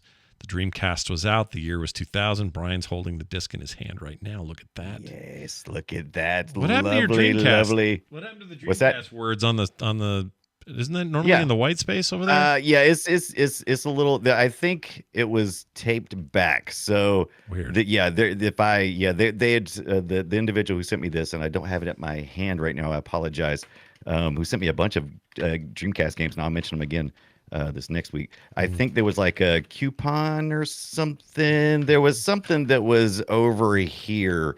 And so it's kind of been pulled around a little bit. I see. Off. Yeah, it just got kind of squished over. I see what happened. I gotcha. But yeah, this is a Hollywood. Look at this. I guess it's got a Hollywood video. It's a little. Remember those things? They would put it on top of stuff. Yeah, I forgot they put those stickers on their discs. Yeah. Oh, and I forgot to say why they made Resident Evil so difficult too. I think it was Resident Evil 2 they decided, or was it Nemesis? They started making these Resident Evil games more difficult to deter people from renting the games over the weekend. Because they wanted them to have to purchase them, so they would make them increasingly difficult. So there's always a reason. There's always a money reason. Like arcades, it was like, hey, we wanted to keep putting more quarters in. How do we do that? Well, we rubber band the AI, or we do whatever trick we want to do to make it so they got to keep putting money in there. Now we just got a different kind of money get. It's like, well, they're renting them over the weekend and beating them. No one's going to buy our game. Make them harder, yo. Make them harder. Try to beat in the weekend? Wrong. We're going to make it so that you have to rent that thing for a month. You might as well just buy it. Just get over it. The industry should be happy that things went the direction it did, because now Game Pass being an exception, and not really an exception, you are motivated to get your games. You don't have a rental. You don't go rent them somewhere. There's demos and things, but you're not renting them. Like, I think renting maybe pushed games in a direction of difficulty that maybe was too much. All right. Somebody out there's going to write in and go, no, I like my games hard. If it's not hard, it ain't worth it. I get it. I don't know why that accent is yours, but fine, whatever. I get it. But I'm just saying, I don't like when financial reasons, like, microtransactions is a good example today, or loot boxes. I don't like when financial reasons are the reasons we jack around with gameplay. I hate that. And I also think that part of that hurts themselves, because I know that when Blockbuster started renting movies, there was a big fight from Hollywood going, well, you're stealing from us. Yeah. And it's like, if Hollywood had found a way to work with Blockbuster Video, because it was here, that technology was here, that process was here, it wasn't going anywhere, and if you just had embraced it, you could have enjoyed a lot of money. Same thing with the rental market with video games. if they had have embraced it and found a way to entice those rental markets, I think things would have been a little bit different for everybody. But whatever. Yeah. It's always like, no, we want control. And I get it. Yeah. Your property. Of course you want control. There's that Nemesis, by the way. Sometimes they want greedy control, though. And that's Leatherface. It's like, you can have control, just don't be greedy control. All right. But don't be, you got to balance it. You got to think about what's good for the company and what's good for your user base, because you got to be for your user base, or your user base will go away. Leave you. They'll find another way. They'll find another way. It's a relationship. We'll find greener pastures. All right. Yeah. Code Veronica, let's hear what you sounded like. The American Midwestern town, Raccoon City, has been completely decimated due to the T-virus outbreak that was instigated by the international corporation Umbrella. Your identification number is WKD4496. Welcome to your new home. Yeah. Her name is Claire Redfield. We caught her trespassing in our Paris lab facility 10 days ago. She apparently infiltrated the complex looking for her lost brother, Chris Redfield. Yeah, so there you go. Some drama, Drama. Yeah. She's still looking for her brother. She was just in college riding up in her motorcycle just yesterday, it seems like, in Resident Evil 2, 1998. Here she is in 2000, off my PlayStation, onto my 3D rendered backgrounds finally, instead of pre-rendered backgrounms. And her name's not Veronica. Like, why did you confuse me with that? Yeah. Why didn't you call it Code Claire? Well, there's a whole thing there's a thing about the Veronica. Yeah, there's the whole story thing. But like the Dreamcast was like, brand new console. Everybody was stoked about it, at least at the time, for a brief moment there. Right. And this was a real showcase. I think this was a launch title. I think. Am I wrong It on was, that? yes, it was. No, Okay. I think you should look up. Oh, I meant to post that. There is, by the way, Code Veronica themed branded Dreamcast. So yes, it was a bundle in a package with this kind of cool. It says it's pink, but it's not really pink. But if you get a chance to look up the Dreamcast Code Veronica, it is very nice. I saw one for a couple $1,000s, and I was like, that's ridiculous. And so other ways, I was kind of like, well, maybe. Yeah. Yeah. And gone are the jittery polygons and the we got floating crap. points now, so we don't have to worry about the jitters, right? Yeah. We don't have to. And when you change transition through scenes or camera angles, it doesn't hitch, doesn't pause. They still have the stupid stairs and doors for loading into new areas, but a much improved experience overall. And I loved it. I bought it day one, got it. So when I picked up my Dreamcast at 6:00 in the morning at Software Etc., then it's not around anymore. Rest in peace. Or they got bought out, so I guess whatever. They still exist in some way. But Kim and I, we went and hung out at the mall, 6 a.m., picked up our Dreamcast, and I got this, Soul Calibur, or Soul Calibur 2, I guess, right? Yeah. Right. And then what was the third? I bought 3 games that day. Ready to Rumble. We talked about a little bit on the phone. Yeah, let's get ready to rumble. Yeah. It was awesome. I had a really good time with that whole thing, but this was the one I got home. I called Andrew. I said, dude, you're not going to believe what I got. We need to play this. And he's like, but I live so far now. I'm like, I know. And then we didn't do it. So I played maybe, 4 hours of this game and got scared and quit playing it. So. Oh, man. Yeah. Did you play much of this or fire it up or anything? Yeah, absolutely. I fired it up. I didn't get to play nearly as much as I wanted to. I did play this on my Dreamcast. The real hardware, the VMU unit shows you, we haven't really talked about this, but you don't really have a health bar. You have like an indication of health, like you're fine or you're beat up a little bit. Yeah, and it's in the inventory screen, so you don't even see it until you click it. Yeah. Yeah. Unless you have a Dreamcast with a VMU unit that shows it right there on the VMU unit, it shows you your stats there. So that's cool. I did like that part. The puzzles get a little more, in my opinion, they get much more complicated, and people were telling me, you can get into a soft lock situation where you'll screw up and you won't be able to finish this game. Yeah, you won't be able to progress. I did that too, but I don't remember having that happen. But I only played 4 hours, so I don't know. Maybe right. And it takes up 9 blocks on my VMU, so I can save one at a time. So I had to keep saving back over top of my stuff. Mm-hmm. Yeah. It did I have posted, by the way. This is the first one that had the save boxes that you could park your shit in, and then they would appear in the next box that you ran into out in the Actually, world. that was all the way back to 2, I believe. Oh, I thought 2. Did 2 have that? Yeah, 2 had that. Don't remember that at all.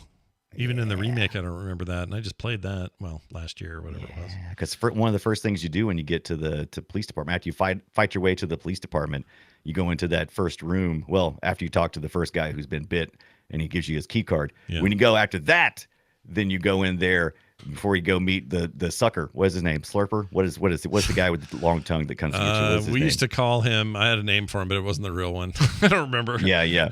Liquor? Were they liquors? Liquors. Liquors. I think that's right. I think it's a liquor. Yeah. So he, when you go in there, you'll find a box with stuff, and you can drop stuff and pick stuff up, and liquors everything is got. Yeah, liquor is what everybody's confirming. By They're the way, in horrible. the Discord, I posted that limited edition red Resident Evil code Veronica. Let's take a look at that. I want that.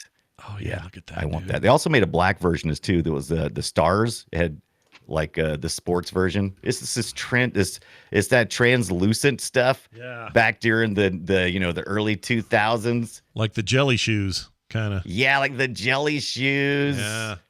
Yeah, that's cool. Can you still get this anywhere? Oh, this is for you can get on eBay for anywhere. I think I've seen it as little as like 1,000 or something. So I mean, they're still available. I think it was only like a couple of thousand ever made. So it's not like it's limited, but it's not like it's not like 2 or 3. Yeah, they made 1,800 units total. $800. Jeez. Yeah, I'm not doing that. Well, of course not. Somebody has an old translucent pink Dreamcast they want to sell me for $50. I'm your man. Let me know. I'll give you 100. I'll give you 2. I'll give you 2. I'll give you $500. Send it all right. Code Veronica, not much else to say other than it's the last time it would look like this. 4 was around the corner. Well, 4 years around the corner. It didn't come out till 4. That GameCube exclusive at the time was groundbreaking, and they would never be the same. They would always be this new thing. And third person was the way, even first person in the case of the last 2. Yeah. And they are still making them. I don't know what 9 looks like, but that's coming. And 8's getting a VR mod from Capcom. What else are they doing to it? Something else has happened with 8 this year. They're beefing that up again. That Lady Demescu, whatever her name is, the one with the huge, she's really tall and she's scary as hell. Yeah. And everybody loves that one. Yeah. There's a mod for her that is amazing. I have to tell you about this. So is the one the hat keeps getting bigger? Yes. Oh, I said I didn't mean to spoil it. I thought you could tell me something different. It's all good. That's the one. So when you look at her, she's normal. You look away. The next time you look at her, her hat is like twice as big as it was last time you looked at her. Yeah. You look away again. You look back. Every time you look at her, her hat goes where, and only when you look at her. And if you look at her enough, this thing covers like the entirety of the entire mesh map of the game. Like it's just this huge hat floating around. It is amazing. One of the greatest. What movie was that somebody was talking to the sheriff and her hat kept getting bigger every time he looked at her? It was kind of like that. It was from I don't remember 2000s or something. Didn't realize that was a thing. I don't know. Yeah. I've seen that gag before. It's quite hilarious. But I love they included that in the game. So 6 or 7 in the chat. Scary Movie 3. Oh, Scary Movie 3. Is that it? Yeah, that's what it was. Okay, maybe the guy got the idea from that. Sector 7 in the chat says a third person mode coming in Village. And then there is a VR mod, but I can't remember if that's official or if it's. I don't remember now. I'm not playing it, no matter who made it. I'm scared of. Yeah, I'm with you. I am scared of VR mods. If you want to hear me freak out, this is how I freak out. I posted the link to my little Tandagosa clip, the part in Resident Evil 2 where I freaked out just a little bit. I'm more of a. I'm not a screamer like Scott. I'm more like I partially let a foul language come out. Oh, you're a little bit of an F-bomb dropper. Yeah. Yeah, I'll drop half a curse. Half a curse.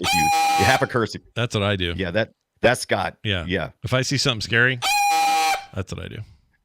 There's a scene in 7 where this grandma in a wheelchair shows up in the basement. Oh my God. I'm gonna show you what I did when that happened. I have that file right here. Let's see. Is it this one?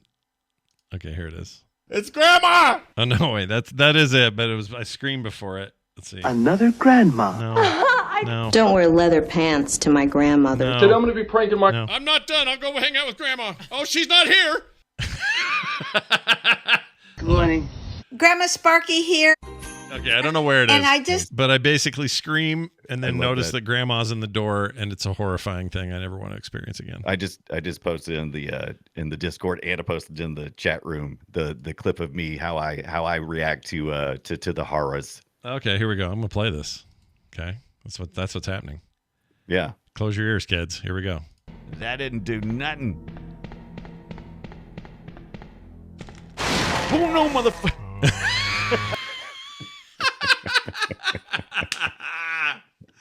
Look at you all hooded up and everything, like you're kind of hiding. I love that. I was hiding. I love that. I'm of the if you pull the covers over your head, you got a little more security type. You know what I mean? Yeah, it's exactly right. So here's what I would say: if you're trying to find these old games and play them, if you don't have the original hardware, I mean, emulation's a thing. But not everybody can afford a $2,000 Code Veronica Dreamcast. Come on. No, probably not. I think the original might even be playable in browser on Archive. I need to look at that to make sure. I think you're right. I think it is. But I think you can play it like that, even with a controller. But anyway, I just want to put another word out there for the remakes. The remakes are legitimately excellent. The one doesn't exist other than the 2003 thing for the GameCube. For one doesn't have one of these newer remakes, but 2, 3, and soon to be 4, which this just got announced, it just got announced. They showed some footage the other day. Those are all getting remade. And if you're into Silent Hill 2 is being remade as of this week. Yes. So I guess what I'm saying is if you want to get the old school scares, but in a modern way, that's all coming. And they're all really good. Like it's some of Capcom's best work in years are these remakes. They're very good. Yeah. Very great. So maybe they'll get around to doing Resident Evil 0 again and do it with a proper full remake. I don't know, but oh man, you ought to heard all the people telling me all the Resident Evils I should have played, and I kept going, look, I'm just playing 1 through 3 in Code Veronica, and they're like, but you gotta play this, and I'm like, I know. Yeah, I mean, we're a retro show. We didn't want to take it too far into the future. I guess GameCube's not that far, but. Yeah, but people love the Resident Evil series, man. There's some people that were dropping some knowledge bombs on me. I was like, holy crap. Yeah. That's a lot of information. It's a lot of info. True passionate fans, and I love it. And I see why. I see why. You know what's cool about the 2 remake is that it's still, if you want to play it hard and have limited access to the stupid typewriter ribbons, you can do that. Yeah. Or you can just save anywhere you are. Yes. It lets you choose. I think in Code Veronica, the version I have allowed me to. It had you picked up almost right away an infinite ribbon. Oh, really? As long as you had it somewhere, you could just.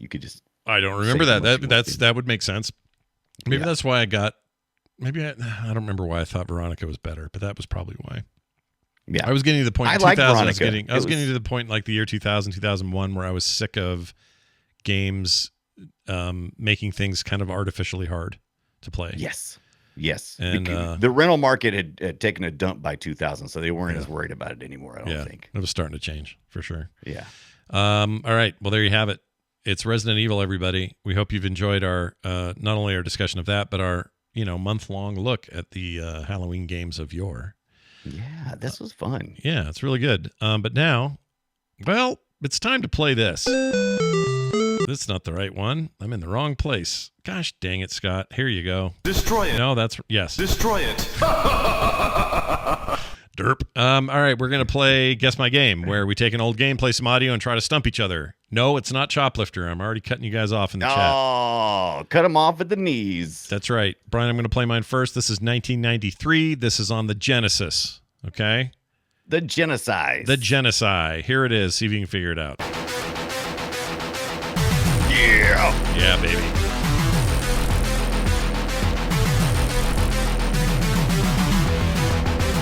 It's a lot of music in the beginning. I'll get to some gameplay here.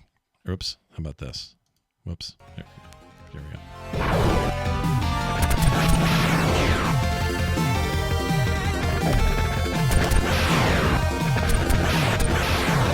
other hint I would like give this you game is back here. It's a little like that. Yeah, let's say it's not that game, but let's say it's in that vein, and it also fits well with next week's discussion. So what do you think we got here? Right. So it's a shmup, right? It's a shmup. Well, here, okay. You're shmupping it up. Listen to this lady's voice real quick. Maybe this gives something away. I'm not sure what she says because the Genesis voice chip sucked. Yeah, give it to me. All right, here you go.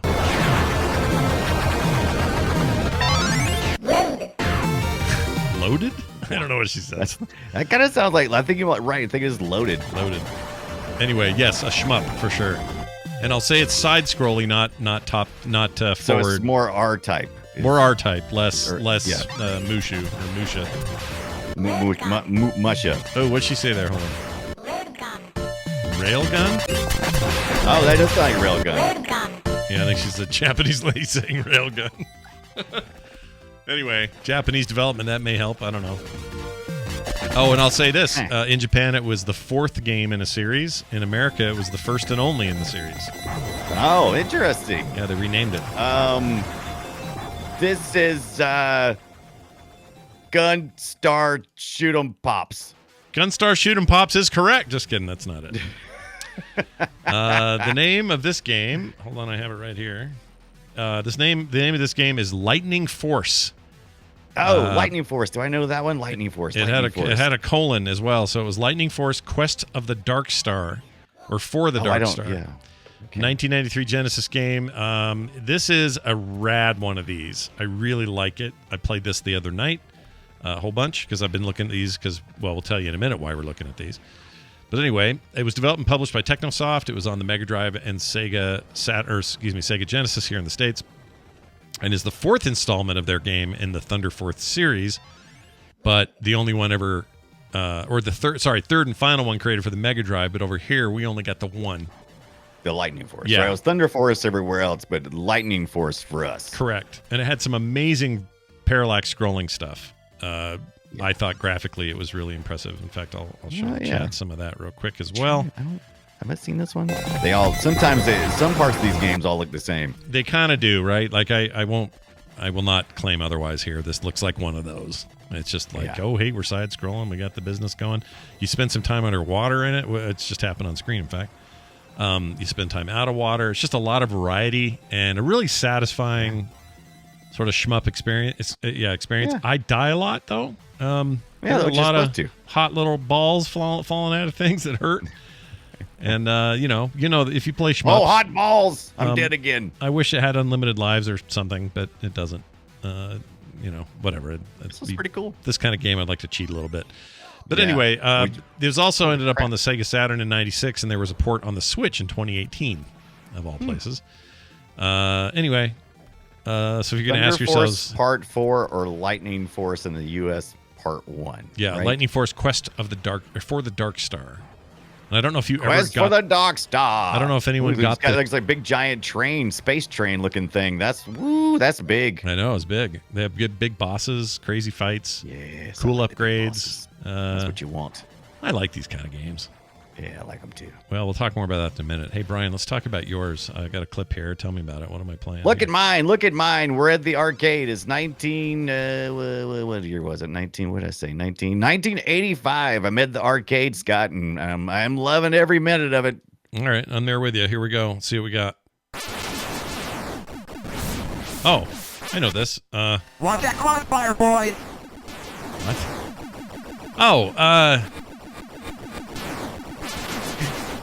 Is this the Return of the Jedi arcade game?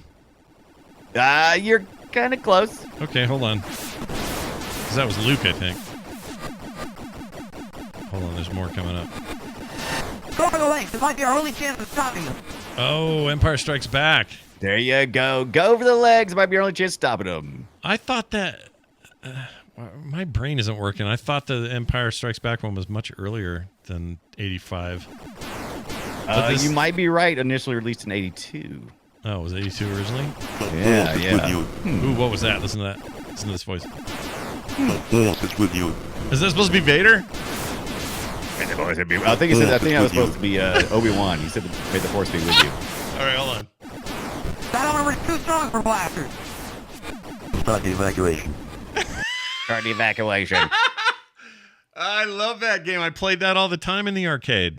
Yeah, I did too. 1982. For some reason I wrote down 85. I don't know why. Oh my gosh, I love that. Well, let's see. And despite my even though I was trying to fool you, yeah, couldn't be fooled. Couldn't be. Here, this is what that arcade sounded like. This is that era of arcade. Run. Or this is the one all the people listening remember.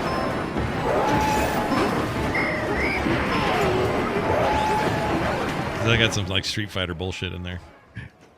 Anyway, that's awesome, dude. Yeah, you made me want to play that. I used to love those games. I loved them so much. Yeah, The Empire Strikes Back when we played, Return of the Jedi we played when I was in Vegas in May or April, and we did our contest there at that bar. Remember all that? Oh yeah. And one of the ones I competed on was the Star Wars, the Return of the Jedi game, and I barely beat that guy on there. Oh, freaking barely beat him. Yeah, but you're right. But that's like that feels. I thought that kind of fit in. It's kind of like a vector shmup, somewhat. Mm-hmm. It's just like constant. It totally was, and it was like very like that voiceover. It's like someone in the chat says like Hawking. It really was. It was like so not Luke, but you knew it was Star Wars. So it's like, I know what you're trying to tell me, game. The droids are going to kill us. What are we going to do? Like, just kind of that weird thing. Anyway, love it. Well done. Hey, guess what now, everybody? We got this to do. Shit, I'm in the wrong place. Here you go. Well, we got shit. We also have some texts. We'll get to that in a minute. Here's an email from Matt. Matt says he sent this email to playretroshow@gmail.com. Hey, fellas. Love the pod. You know, I'm starting to be okay with people calling it pod. It's fine. You can call it pod if you want to. It annoys me, but I'm getting over it. It's fine. I've been at this long enough. I don't want to be that guy. We'll let it pass. Okay, it's fine. It's a podcast. It's long form talkie. Put cast in there, you fools. Right. It's a pod talkie. Come on. He says it helps my work go faster for sure. You mentioned digging speed runs, so I wanted to see if you were aware of Summoning Salt on YouTube. He does big deep dive speed runs, big deep dive speed run histories. The videos can be long, but they are dang interesting. Thanks, Matt. Definitely something I'll look up. So it is Summoning Salt. Is the deal? I think I've watched a few of his videos before. Yeah, these are the speed runs. History of speed runs. Yes, these are very good. I've only seen a couple of clips though. Ooh, there's way more to look at though. Let me see here. So the history of Moses got a lot. He's got a lot of subscribers too.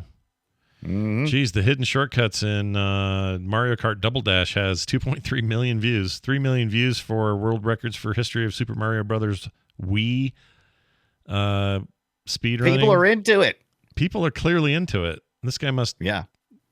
He must be a deal. Here, let's see. I think I watched the history of Super Mario 64. It takes some practice to get right. But thanks to the propeller suit and navigating and jumping at the correct times, it's possible to skip the entire stage by jumping on the platforms and blocks. Riker Z did so. Oh, this would kill me. I mean, to do the. I'm watching this. I want to watch it, but I could never be a proper speedrunner. I couldn't do it. Oh no, I could never. But that's the good thing about these videos. It's interesting the back and forth of setting the record and what they did to tweak it and who introduced what technique that decreased the run by this much and that much. So it's interesting. Yeah, I really like that. Well, thank you, Matt, for the suggestion. We also got Matt. We got this text here. This one we started getting to take these now. 801-471-0462 is the number you can text to. And it doesn't matter who you are or where you are. You can just send us a text and we'll read them on the show. We got this one from Taz, who says, I watched a playthrough of Resident Evil 1 and 2 at a daycare despite being too young for it. It led me to having night terrors, and I can't play a Resident Evil game now. Poor Taz. Oh, Taz. I'm sorry, man. Yes. Taz popped in on the streams a couple of times. I was worried about him. I'm like, Taz, don't look. Yeah, don't look, dude. Avert your eyes. Yeah, that's too young. Now, and with our 2022 eyes, even a young kid would probably see most of this and be like, oh, "That's not scary. Yeah. Get out of here." We've definitely become desensitized as a society to the violence. But back during the first run, could be quite scary. Yeah, see all that blood. Sure. I still have. I played the mortuary assistant the other day, which is a newer game. Oh, that's a good one. Yeah, scared the living pee-pee out of me. So it never gets easier. Look at it run. And I dreamt about that game all night that night. Oh, which is why I may not play it again. I don't know. It's never again. My dreams. Well, I'll tell you what we will do again. Another show, and here's what that show will be. We're doing the early arcade shmups. That's right. Space Invaders, Galaxian, Galaga. I might bring up Kamikaze 3 because I have stories about it. You don't even know what that is, most of you, but I'll tell you what Kamikaze 3 is. Let's just say my dad was a bit of a scoundrel in this one way. Kamikaze 3 was a hacked ROM or a hacked board version of Galaxian that you could only get through really shady connections in Japan, and we had 3 of them. I got a board out in the garage still, doesn't work, but I still have a Kamikaze 3 board, and it was amazing.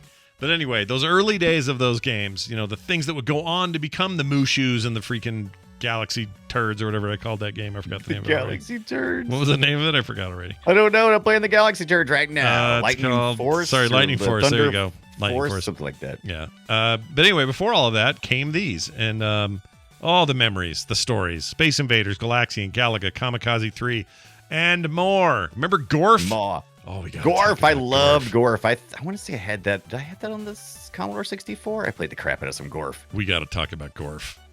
Yeah. What else was there? Can we put Mooncresta on there? Mooncresta? We can put what we want to. I got a Mooncresta in the basement over here. Oh, that's even better. Cocktail. Mooncresta. It's a sit-down cocktail model that it doesn't work at all. Completely broken, but it's there. Sweet. We can talk about what you can't play. So we'll talk about all these games. I'm so excited about this part because this really is like the pinnacle of my junior high dad owns arcades time. This is it. And we're going to talk about it. That's next week on Play Retro. In the meantime, please become a patron. Buy my product. Become a patron. Buy my product. Remember that subscribe. guy? I missed that guy.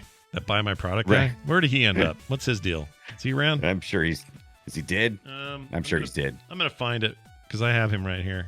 Is it this guy? No. Is it this one? Products. That's Tim Cook. Hold on. What is this? Is this the one? Now, Spam, as we all know, is a meat-related food product. That's not it. I know, but I love that one. I don't know where I John Shearer, maybe? Is that it? Professor? Yeah, that's Video it. Professor. That's it, Video Professor. I swear I had Buy My Product. I swear I had that. Buy My... No, I don't have it. I'm going to have to go get it. Anyway, that doesn't matter. Become a patron. That's what we're saying. That's what we're saying right here. And the reason I'm saying that is because we need your help. It's how we fund the show and keep it going. Be like Davotron 2084, who joined us this week. Davotron 2084. You'll never get a commercial. You get pre-show content every week. You get monthly benefits you don't get anywhere else. It's an amazing array of content. Join today at patreon.com/playretro. And a quick reminder that Brian plays a lot of what we talk about this week every day at like 6 p.m. Eastern. Where do they go? What do they do? Twitch.tv/Brian Dunaway. Yes. Yeah, do that. Get in there. Make it happen. And that's Brian with an I. Yes. Not the Y. Don't do the Y. Those guys are losers. No.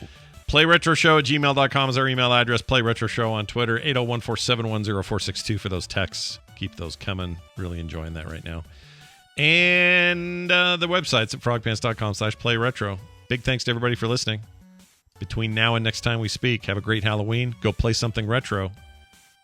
And we'll see you next time. Please try my product. Try my product.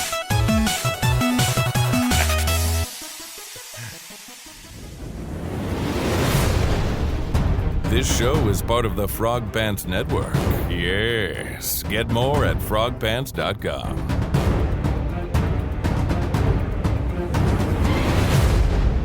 Stop it! Don't open that door!